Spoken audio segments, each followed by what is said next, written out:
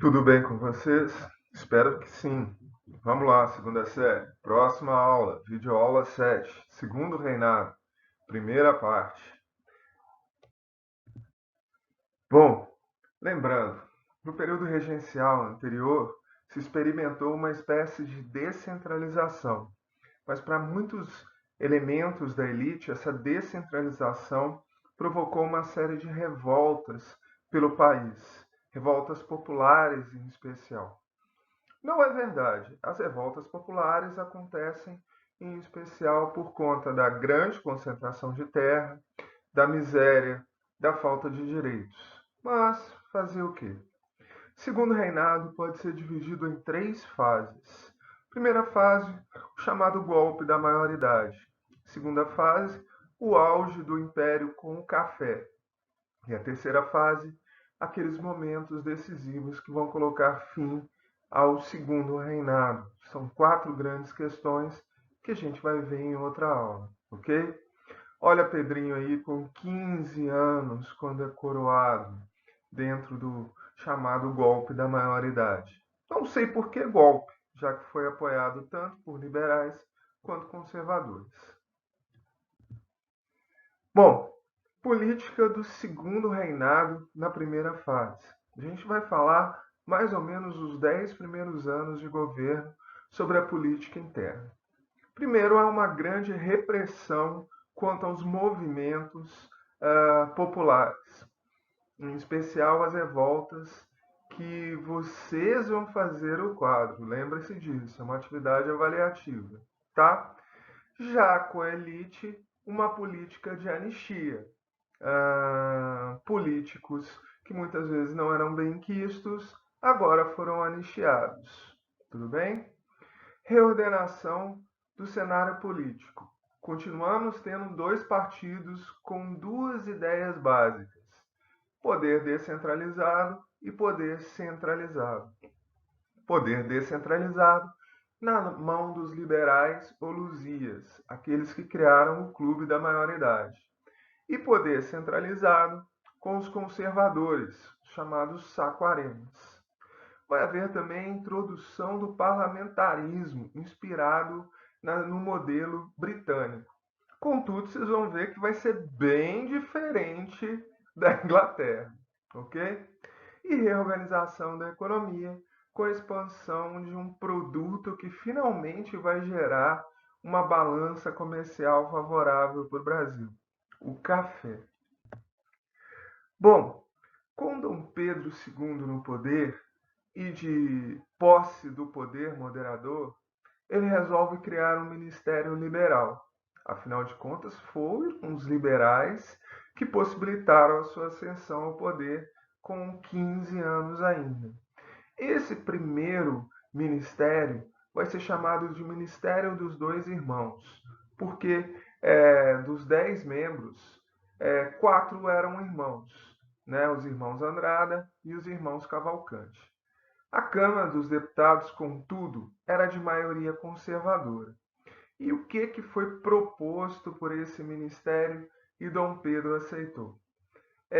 Dissolver a Câmara dos Deputados e convocar uma nova eleição. Essa eleição vai ser conhecida como as eleições do cacete. Isso mesmo. É porrada, é violência, é compra de votos. Em 1840, então, o Partido Liberal, além de controlar o Ministério, vai controlar também a Câmara dos Deputados.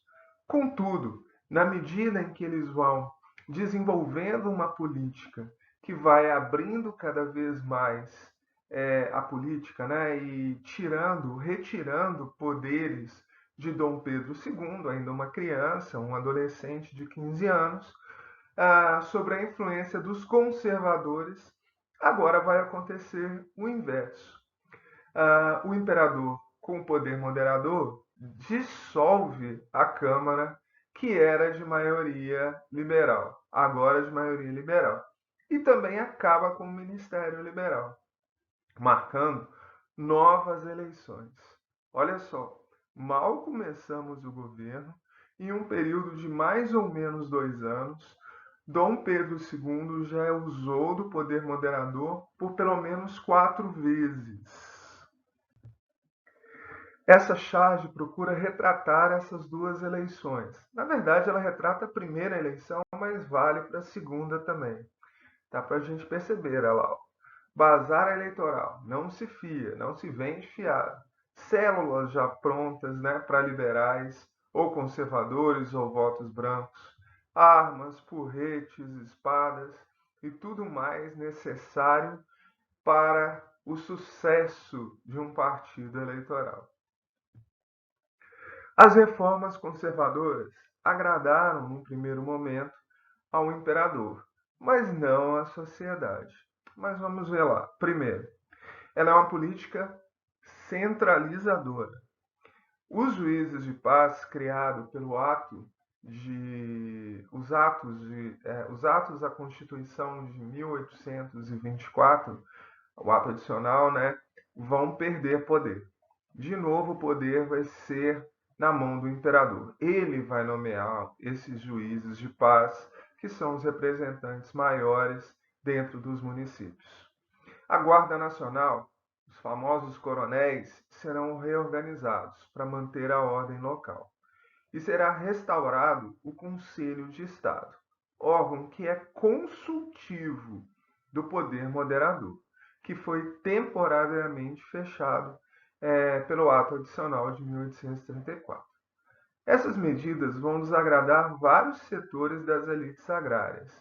E em algumas províncias, os representantes do Partido Liberal vão se recusar a obedecê-las, dando origem a novas revoltas. Duas delas vão se destacar. As revoltas em São Paulo, na cidade de Sorocaba, liderada pelo brigadeiro Rafael Tobias Aguiar, e em Minas Gerais, lideradas pelo liberal, né, Teófilo Otoni, ok?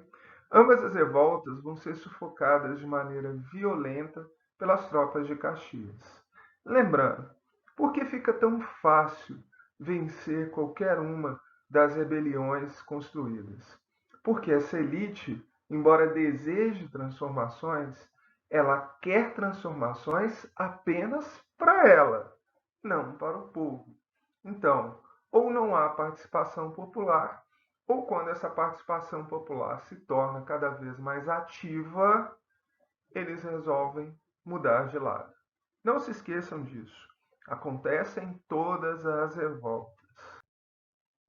Bom, parlamentarismo vai ocorrer entre 1847 a 1889. Mas no nosso país, esse parlamentarismo vai ficar conhecido como parlamentarismo às avessas. Mas antes vamos entender.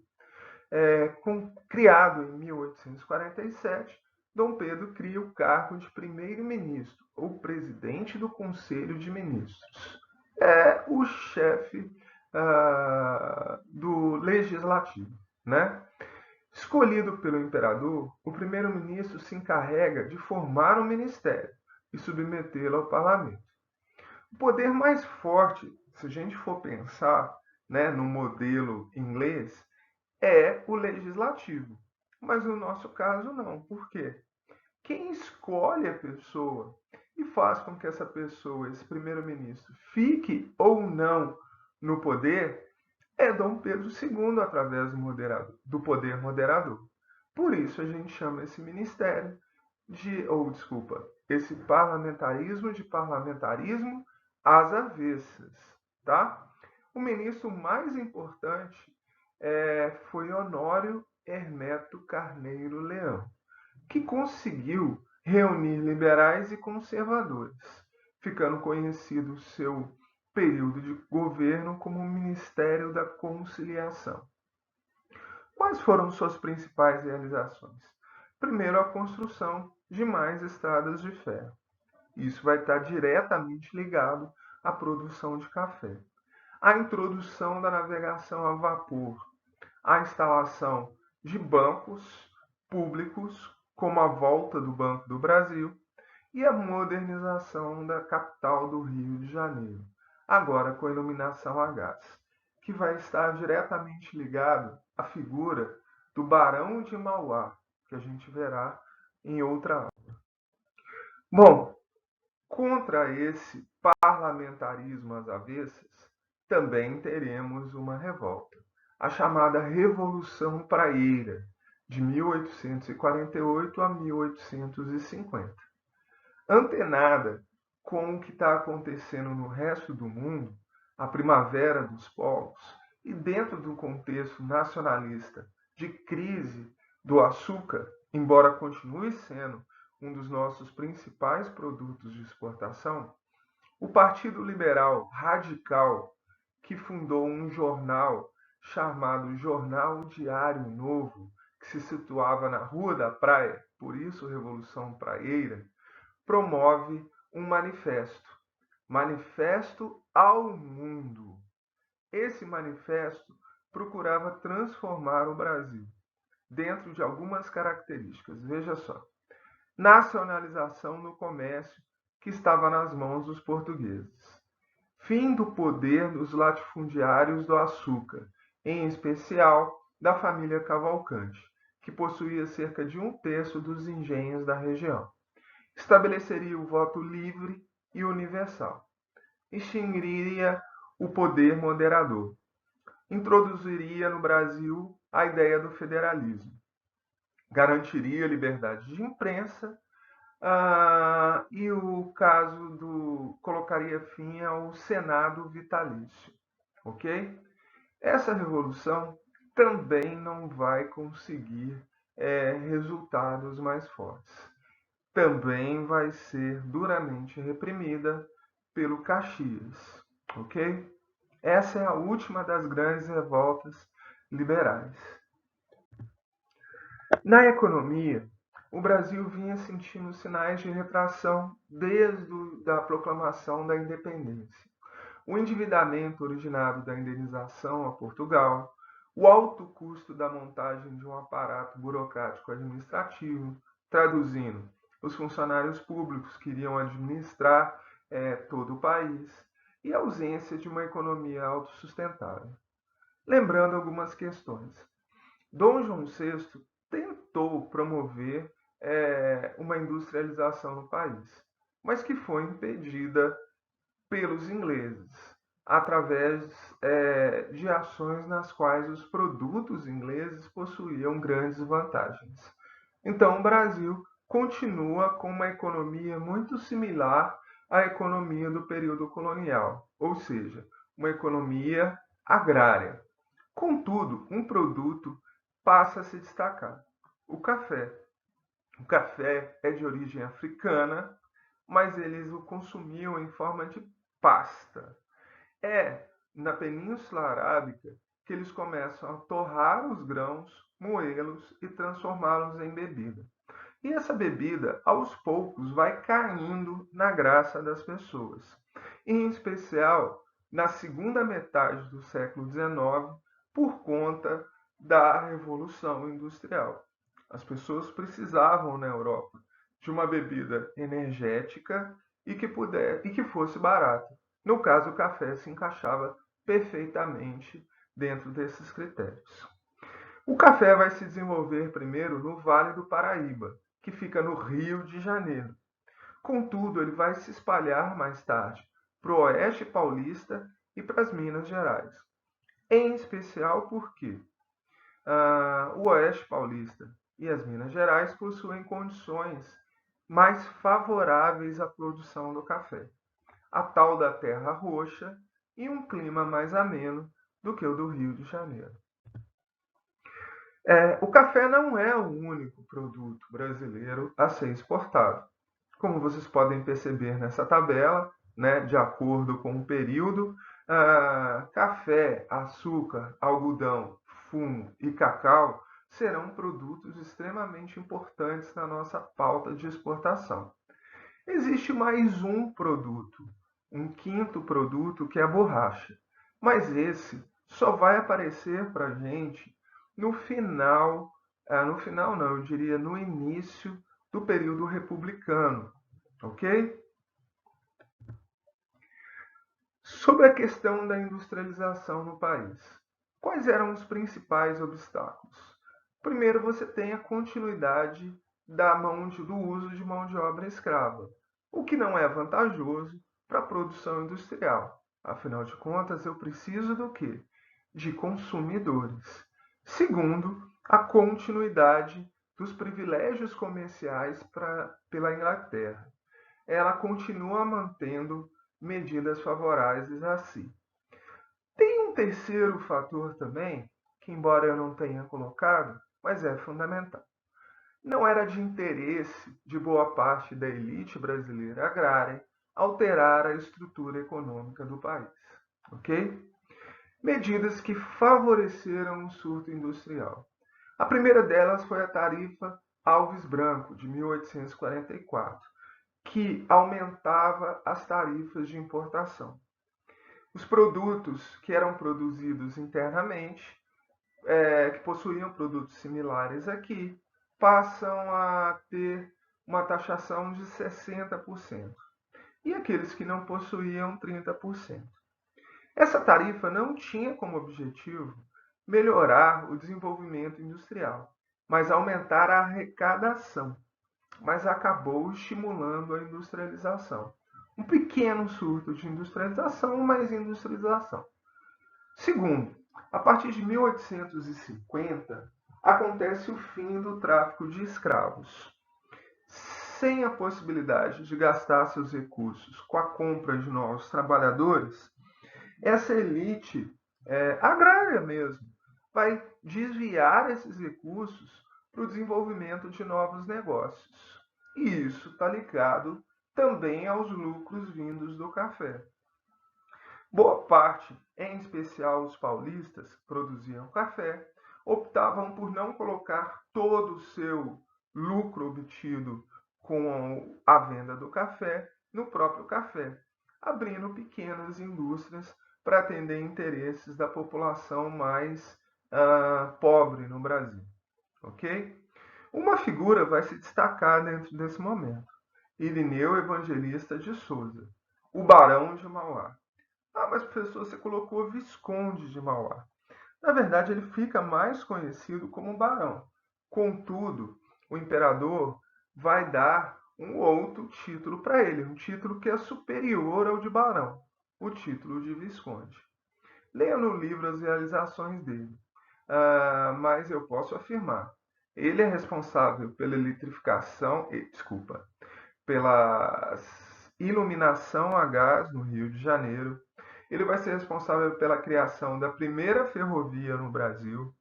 Ele vai possuir um banco e ele vai desenvolver uma indústria de base, uma indústria de ferro, entre outros grandes desenvolvimentos, ok? Externamente, o Brasil tentava se impor a partir do segundo reinado, mas era uma situação muito, muito difícil. A Inglaterra, por exemplo, era um país que já estava praticando o imperialismo e acreditava que podia fazer isso no Brasil também. Essa situação fica clara na questão Christie. Eu não sei se pronuncia assim, mas é o embaixador inglês aqui no Brasil, William Christie, ou Christie, ok? O que aconteceu? O navio inglês naufragou na costa do sul do Brasil e brasileiros mergulharam e resgataram os produtos para eles. O governo inglês não ficou nada satisfeito com isso e exigiu o pagamento de uma indenização ao governo brasileiro. O governo brasileiro se recusou a pagar essa indenização no início. Outra questão está ligada à prisão de marinheiros ingleses que estavam vestidos como civis, promoveram badernas no centro do Rio de Janeiro. Eles foram presos e o embaixador afirmou que o governo brasileiro não tinha direito de prender esses soldados ingleses. Afinal de contas, eles são ingleses, ok? Em 1865, sob a mediação do rei da Inglaterra, essa situação se resolveu. Primeiro, pagamos a indenização de 3.200 libras. Segundo, recebemos um pedido de desculpa oficial da Inglaterra. Tá? Dentro desse contexto, Estados Unidos, Alemanha e França passaram a fornecer alguns gêneros industriais para o Brasil, o que garantiu alguma autonomia frente à presença inglesa. Uma das ações externas brasileiras era tentar manter o controle das nações que faziam fronteira com o Brasil. O Brasil interviu em todas as disputas territoriais. É impressionante. Mas a presença maior do Brasil vai ficar evidente na Guerra do Paraguai, de 1864 a 1870. O Paraguai era um país que buscava caminhos diferentes para o seu desenvolvimento. Em especial, além da questão agrícola, ele estava desenvolvendo uma economia industrializada. Nada perto dos países europeus, mas estava no caminho que eu diria o caminho certo. Contudo, o Paraguai tem um problema. Qual é? Ele não tem fronteira com o mar e nem possui o controle sobre a região que a gente chama do Prata, os rios que escoavam a produção de prata, enquanto essa região pertencia à Espanha. Solano Lopes, eleito com um exército muito bem organizado, procura tomar posse da bacia do Prata e conseguir uma saída para o mar via Uruguai. Bom, Brasil, Argentina e Uruguai vão se unir na Santa Aliança, não, desculpa, na Tríplice Aliança para lutar contra o Paraguai. E pelo tempo que a guerra durou, vocês percebem que o Paraguai era uma grande potência, mas que acaba sendo derrotada. O resultado para o Paraguai é terrível. Entre 80% e 90% da população masculina entre 15 e 50 anos são mortas. As suas áreas de produção são destruídas. E o Paraguai vai espelhar esse atraso até os dias de hoje. Nesse último slide, a gente tem algumas imagens referentes à Guerra do Paraguai. Primeiro, os representantes da Santa Aliança. Depois, o presidente Solano Lopes. Em terceiro, o Duque de Caxias, que prometeu a Dom Pedro II acabar com todos os homens no Paraguai. E é quase isso que acontece. Bom, gente, na próxima aula eu continuo falando sobre o Segundo Império.